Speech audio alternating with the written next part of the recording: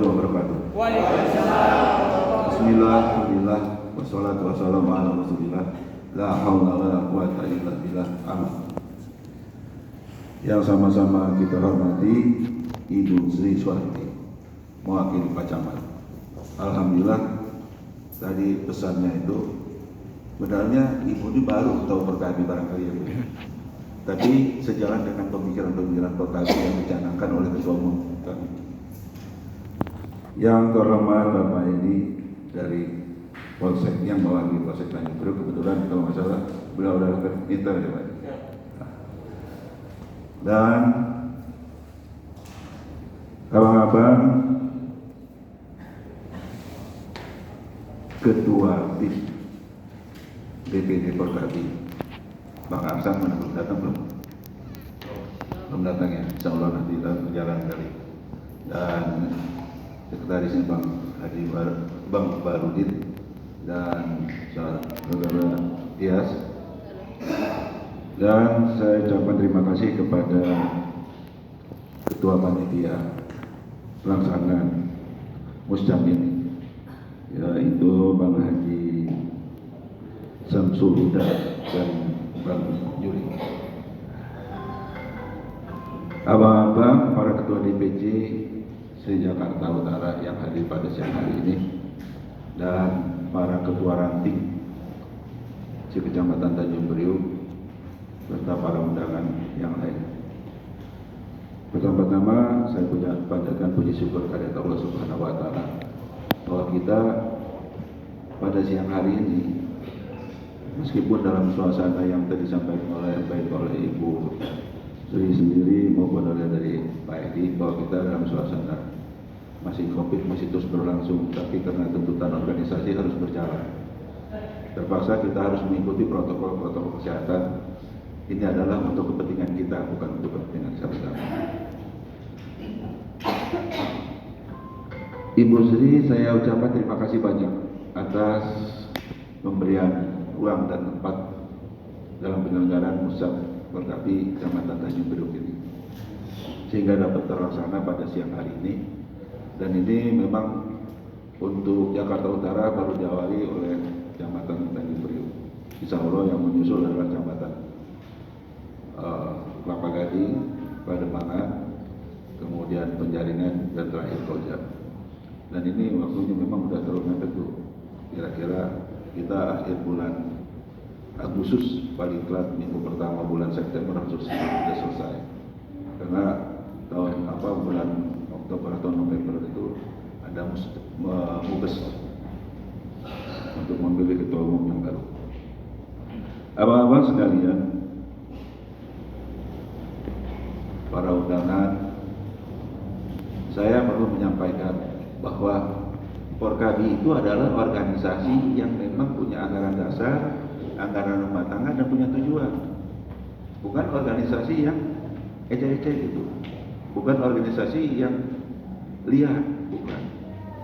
Sejak 2011 berdiri dalam Porkabi sampai sekarang yang dipimpin oleh Bapak Mayor Jenderal Purnawirawan TNI Bang Nahrawi Ramli, itu jelas tujuan kita mau ngapain Porkabi.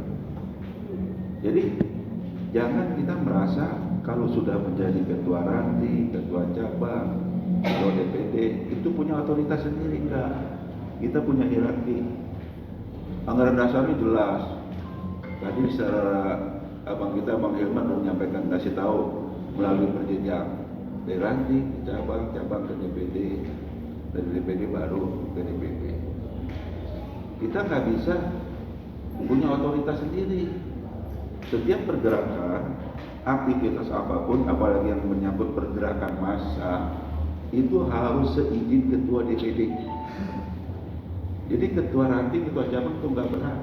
Ketua DPD juga harus seizin ketua DPD, ketua umum. Itu jadi jangan teman-teman beranggapan bahwa pergerakan dari ranting maupun cabang itu ketua DPD itu diem tidur tengah malam, dari Kapolsek, Kapolres, bahkan dari Polda telepon nanyain.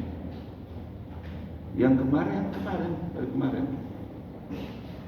Bang Haji itu anak buahnya ada yang bergerak nggak? Insya Allah nggak ada Pak. Tahu Pak itu kejadian apa?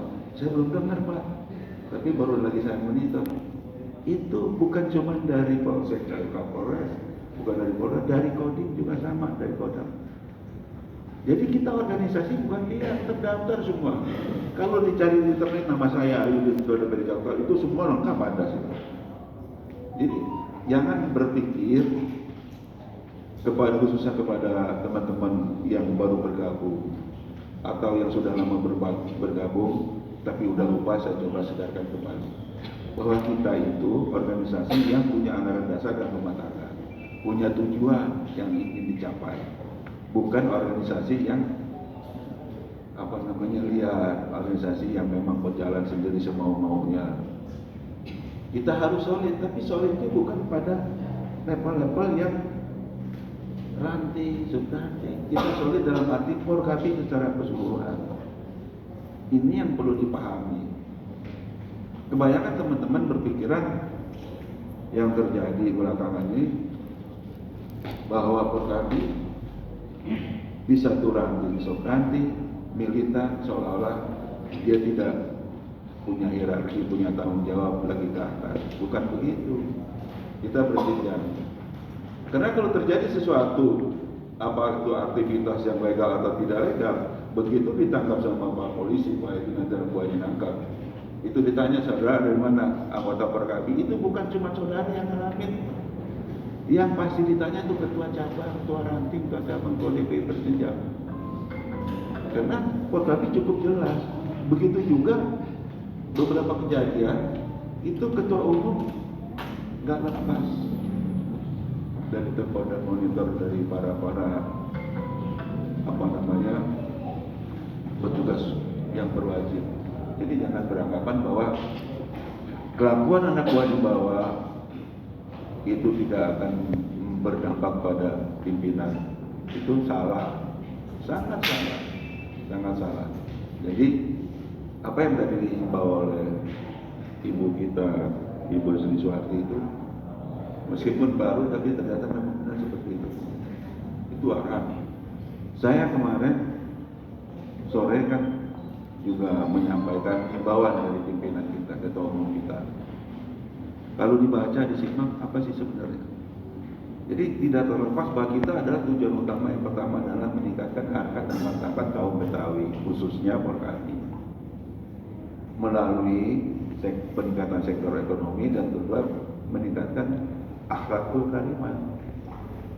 Jadi bukan cuma teriak-teriak di pinggir jalan, teriak-teriak itu, saya militan Porkabi, segini ikut ramai sana, bukan begitu. Bukan. Silakan teman-teman semua mencari nafkah sesuai dengan profesinya masing-masing. Tidak ada masalah, itu memang haknya kita untuk.